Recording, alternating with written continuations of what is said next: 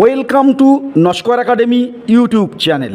আজ ৩রা জুলাই কলকাতা হাইকোর্টের ১১ নম্বর কোর্ট রুমে ৩২,০০০ চাকুরি বাতিল মামলার শুনানিটি ওঠে।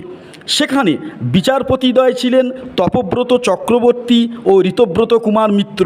তাদের এজলাসে মামলাটি ওঠে। এই মামলার সিরিয়াল নাম্বার ১৫। মামলাটির নাম ছিল West Bengal board of primary education বনাম প্রিয়াঙ্কা নস্কর এবং এর ম্যাট নাম্বার ৮৭৩।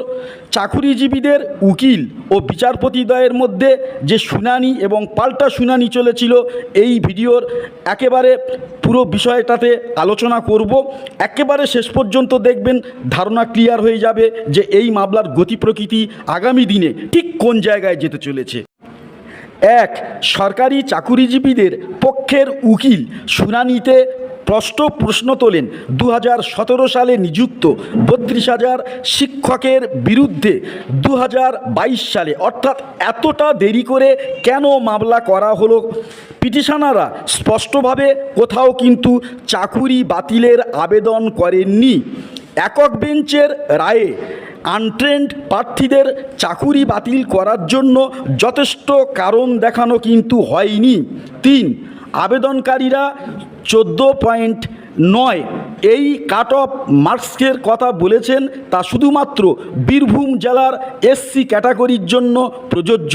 বিভিন্ন জেলা ও বিভিন্ন ক্যাটাগরির জন্য আলাদা আলাদা কাট অফ মার্ক ছিল। লক্ষণীয় বিষয় যে 13র কম নাম্বার পেয়েও 884 জন কিন্তু চাকুরি পেয়েছিলেন।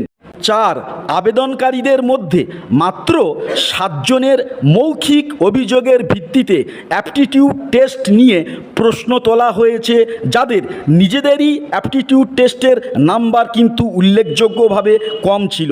5, 32,000 শিক্ষকদের বক্তব্য রাখার কোনো প্রকার সুযোগ দেওয়া হয়নি লোয়ার কোর্টে, যা ন্যায় বিচারের পরিপন্থী। এবারে সরকারি আইনজীবীদের বক্তব্যের পরিপ্রেক্ষিতে বিচারপতিদ্বয় বিভিন্ন বিষয়ে যে স্টেটমেন্ট বা প্রতিক্রিয়া দিয়েছেন, সেগুলো আপনাদেরকে জানিয়ে রাখি। তো বিচারপতিগণ সামগ্রিকভাবে দুর্নীতির অভিযোগ করেছেন, বলেছেন গ্রস ইল্লিগ্যালিটি। বিচারপতিদ্বয় বলেন সমস্ত পরীক্ষা পদ্ধতিটাই ক্রুড বা অপরিশোধিত, কারণ একাডেমিক মার্কস 40 এবং ভাইবা 5, কিন্তু লিখিত পরীক্ষার মার্কস মাত্র 5, যেটা কখনো কোনো মূল্যায়নের ক্ষেত্রে কাম্য হতে পারে না। তিনি বলেন ওরাল এভিডেন্সের কোনো প্রকার মূল্য নেই এবং কোর্ট এটাকে সাপোর্ট করে না। মুর্শিদাবাদে 1 লক্ষ পরীক্ষার্থীদের মধ্যে 42 জন এসসি ক্যান্ডিডেটদের প্রায় ওরালে ফুল মার্কস দেওয়া হয়েছে। তাদের মার্কসের ব্রেকআপ কোর্ট প্রকাশ করেছে।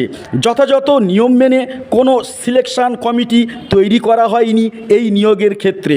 বেশিরভাগ ক্ষেত্রে দেখা গেছে এসসি ও এসটি ও ওবিসি ক্যান্ডিডেটরা জেনারেলদের চেয়ে অধিক নাম্বার পেয়েছে, যেটা রিজার্ভেশন রুল এক প্রকার ভায়োলেট করে।